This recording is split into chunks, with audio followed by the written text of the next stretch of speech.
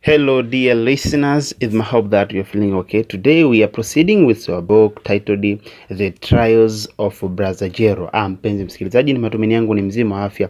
Na leo tunaendelea na mjadala wetu wa kitabu kinachofahamika kwa jina la The Trials of Brother Jero. So today we are going to proceed our discussion with scene 3 up to 5. Na leo tutaendelea kujadili matukio ambayo yanatokea katika onesho la 3 mpaka onesho la mwisho. So scene 3, the setting is at the beach. Mandhari yanatokea katika onyesho la 3 ni pembezoni mwa bahari. We are told that Brother Jero is standing near his church, wondering how Amope managed to find his house.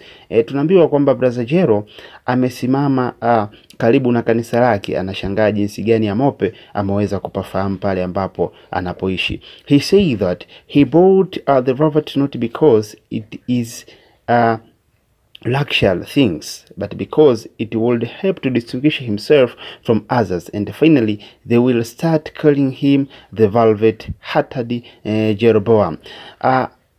Mchungaji huyu amekaa anatafakari ya kwamba aliamua kuchukua vitu vile vya thamani kutoka kwa Amope ili aweze kujitofautisha na watu wengine, lakini hakuchukua vile vitu kwa ajili ya hanasa za dunia. Immaculate Jero, articulate hero of Christian crusade. Yeye alitaka kuonekana kwamba ndiye mtu mzito pale eneo analoishi, aonekane kwamba yeye ndiye Mkristo safi. This is his ambition. Na hii ndiyo ilikuwa ambition yake ya kutaka kumiliki vitu vile vya thamani alivyochukua kwa Amope. He said that he does so because one imagination of the spirit and much catch the imagination of the crowd. He said that one must move with modern times because lack of colors get one nowhere, even in the prophet business. He accused Amope for making him uncomfortable and say the price is too high for the cap. Lakini pia akaendelea kujisifu kwa kutaka kuwa mtu ambaye anaendana na usasa, lakini akawa anatoa maneno ya laana kwa Amope kwa kumfanya yeye kukosa furaha pale mjini, kwani anadaiwa kiwango kikubwa sana cha fedha ambacho kwa kipindi hicho yeye kukilipa alikuwa hana uwezo. He is glad to get there before his worshippers, whom he called customers. Lakini pia wakati yuko pale yeye alianza kuona waumini wake wanakuja, lakini yeye anawaita customers, yani wateja. Sasa hapa tutashangaa jinsi gani mchungaji huyu anawaita waumini wake wateja. Kwa tunagundua kwamba muumini huyu sio wa kweli. He admitted that he keeps them dissatisfied so that they may keep going to him. That is the reason he does not allow Chum to beat his wife, so that he may not be continued and to go forever. Lakini pia akasema yeye anaendelea kuwafanya waumini wake wao wanaendelea kumtukuza moja kwa moja, na ndio maana hakumruhusu Chume aende akampige mkewe, kwa sababu alijua akienda kumpiga basi mkewe ataweza kuhudhuria kanisani, au Chume yeye mwenyewe ataweza asije kanisani moja kwa moja. Lakini wakati ameendelea kusimama pale, tunaambiwa a young girl who has been swimming passes with clean, wet and shiny face, and here Brother Jero follows her with eyes, then tells himself, pray Brother Jeroboam, pray for strength against temptation. Lakini tunaambiwa kwamba kuna binti mdogo akapita pale akiwa ametoka kuogelea, akiwa amevaa nguo ambayo imeloa maji, na akiwa na uso ambao unatabasamu kabisa, na nywele zake ambazo zimesimama murwa. Brother Jero akaanza kumfuata au anamsindikiza kwa macho, lakini kimoyomoyo akasema, fanya maombi Brother Jero, fanya maombi ili uwe imara zidi ya majaribu. Kwa hiyo hapa ndipo ambapo jina la kitabu linaanza kusadifu yale yaliyomo. Ina maana Trials of Brother Jero, tutaangalia mitihani au majaribu yanayomfika mchungaji huyu anayefahamika kwa jina la Brother Jero. Chume enters and he asks him to pray with and for him against that weakness. They started praying together. Lakini Chume alipoingia ikabidi waanze kufanya maombi kwa pamoja ili waweze kuondoa madhaifu yao ambayo yanawakumba. Chume seems to have something bothering him because he has come earlier than usual. Lakini Chume anaonekana kwa kuna kitu kinamfedhehesha, kwani leo amekuja mapema kuliko kawaida.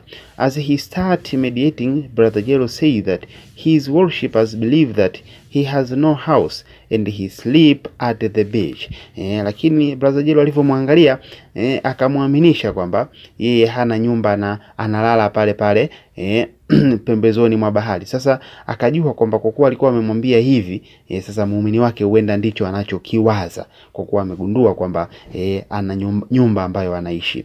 When Chume finishes his meditation, he suddenly asks for permission to beat his wife. Just one sound beating.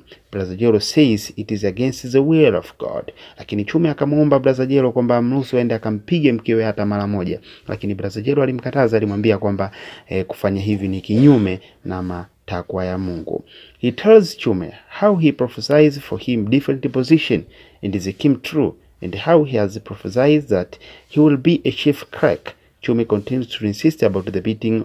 Jero commands him to kneel down for a prayer. Lakini pia Brother Jero akaanza kumwambia kwamba kumbuka ni utabiri mgapi ambao mimi nimekufanyia.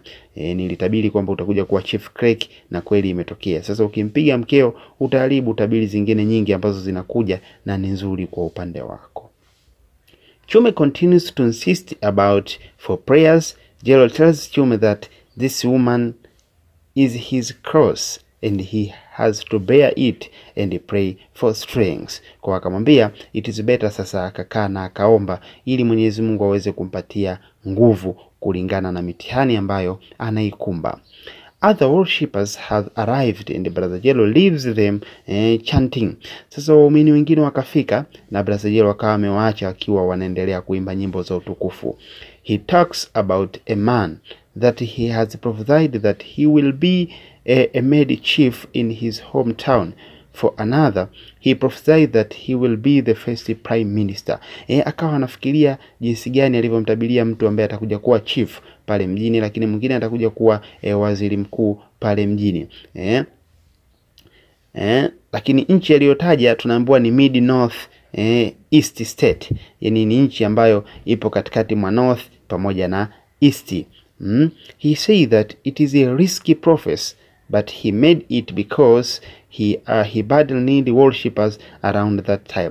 Lakini yeye mwenyewe anakiri kwamba huu ni utabiri ambao utaweza kumpelekea yeye kuingia kwenye hatari kubwa. Ila anafanya hivi ili aweze kupata waumini wengi. Kwa hiyo hapa ndo nagundua kwamba sometimes mchungaji huyu alikuwa akiyatabiria watu uongo, vitu ambavyo vilikuwa vina hatari kubwa ya kuja kutokea baadaye. Kumbe na hili nalo ni jaribu moja hapo ambalo linamkumba.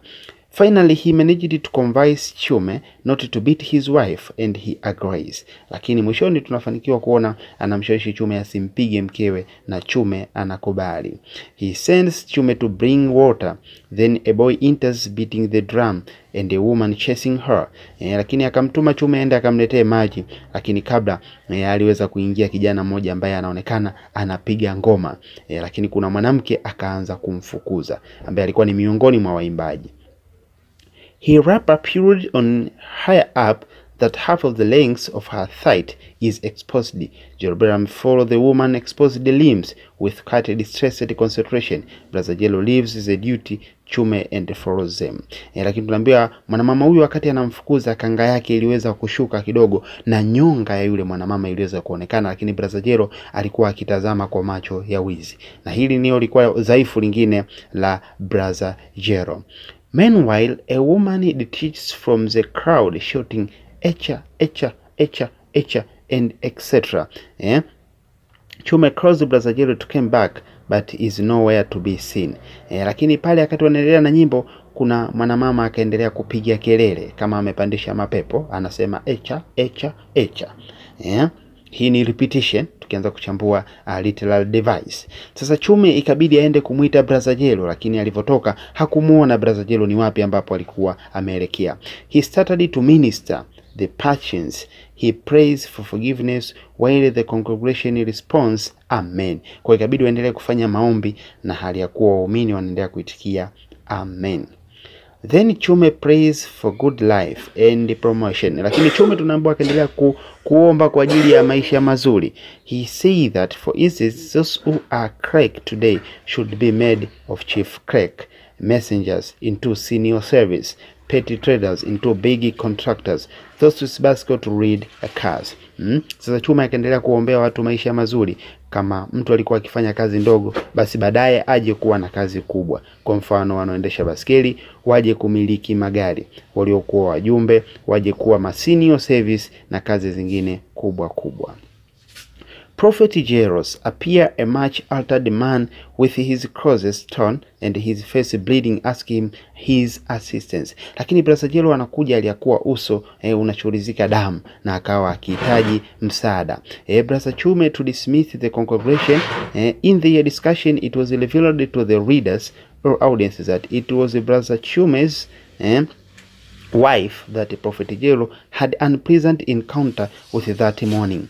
Basi Chume ilibidi awafukuze waumini wote ili aanze kumsaidia Brother Jero, na ndipo hapa inabainika kwa sisi wasomaji ya kwamba Brother Jero alikutana na mkasa mzito dhidi ya mke wa Chume, yani Amope.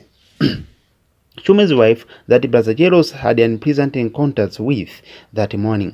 Brother Chume reported the way he encountered his wife to ajete a settlement to the poor man's house. Obviously, Jero was actually the man the wife had forced him to carry her to his palace to collect the money. She was old. After hearing that, Brother Jero discovered that woman is Chume's wife. It was also revealed that initially the prophet was not aware that woman was Brother Chume's wife. Paradoxically, the prophet advised to change from prayers and forgiveness to punishment and the use of whip as soon as Jero realized that whose Chume's wife was. Lakini pia baada ya kusimulia inaonekana kwamba alikutana na Amope ambaye alikuwa akidai madeni yake, na ndipo alikuwa akipiga baadhi ya watu ambao alikuwa akiwadai, ambao walikuwa na madeni marefu. Sasa kinyume na vile ambavyo Brother Jero alikuwa akiamini, kwa sasa tunaona sasa anamshawishi Chume aende akatumie punishment, yani akampige mkewe kulingana na makosa ambayo anaweza kuyafanya, na anamshauri ikiwezekana atumie hata mjeredi kumwadhibu mkewe. He allowed him to go and to take his wife home and beat her secretary. Before he leaves, Jero tells him that the Son of God appeared to him and gave him a new title, Immaculate Jero, articulate hero of Christian crusade. Lakini kabla Chume hajaondoka, tunaambiwa Brother Jero anamwambia kwamba Mungu ameweza kumtokea na amempa jina jipya, kwamba yeye ndiye Shujaa Jero au articulate hero of Christian crusade, au shujaa wa msalaba wa Wakristo. Sasa je, unadhani msikilizaji, ni matukio gani ambayo yanaenda kutokea scene 4 pamoja na 5? Je, Chume anaweza kwenda kumpiga mkewe, na baada ya kumpiga mkewe kwa sababu ya Brother Jero, je, unadhani nini kitatokea? So usisite kusubscribe, ku like na comment katika channel hii. Tutakuja kumalizia scene 4 pamoja na 5.